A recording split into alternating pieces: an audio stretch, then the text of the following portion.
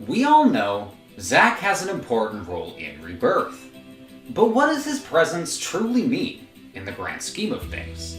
Since the first game, countless theories have emerged to try and explain his survival, but there are two in particular that seem to be the most prevalent. The alternate timeline theory and the Lifestream theory. Now, the alternate timeline theory is exactly what it sounds like. Our party's actions at the end of Remake made it so a second timeline exists. One in which Zack survives and Cloud has yet to wake up from Mako poisoning. Meanwhile, the Lifestream theory suggests Zack may not actually be alive.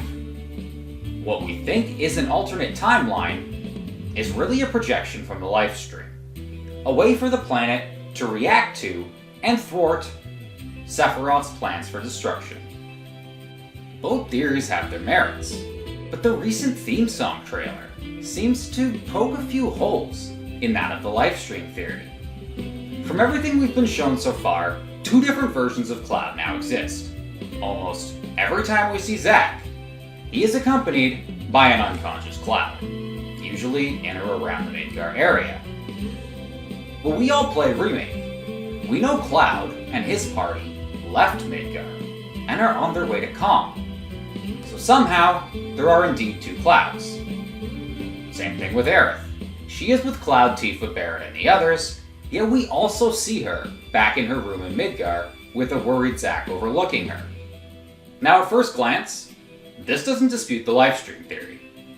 One can make the argument, since we've only seen one of each of these characters awake, there's not really an issue with another version of them asleep in the Lifestream. And I can accept that. But when we start to look at the other characters Zack has interacted with, well, simply put, most of them are still alive. Take Elmira, for example. We see her near Zack in the trailers, and it sure looks like her home he visits in several different scenes. And what about Marlene? We know she's alive in Remake, and in the OG FF7, she's definitely still alive when the game ends, and into the movie Advent Children. So her presence with Zack is hard to justify if his timeline is simply a reflection from the Lifestream. Then there's the character Kairi, whom last we saw is also still alive. Unless the developers decided to kill off her, Marlene, and Aerith's adopted mom, it's hard to reconcile the existence of these three characters seen with Zack. And while some people point to the scene with Biggs as evidence of the Lifestream at work, I tend to take the exact opposite approach. If you focus in on the wanted poster, everyone's picture is crossed off except for Biggs himself. While it would make sense for Tifa and Barret to maybe be crossed off from Biggs' perspective, what about Jessie and Wedge? If Biggs and Zack are truly in some version of the Lifestream, then shouldn't Jessie and Wedge be there as well, in and amongst them, helping them out? Unless, of course, they're both somehow still alive and Biggs is really the one dead. But that seems like a bit of a stretch, considering the last time we saw Jessie, she did seem to have taken her final breath. And take a look at Remake's ending. Right before it's confirmed Zack survived his fateful encounter, we see a flyer pass by with a picture of Stamp the dog. But this isn't the same Stamp we've seen several times before.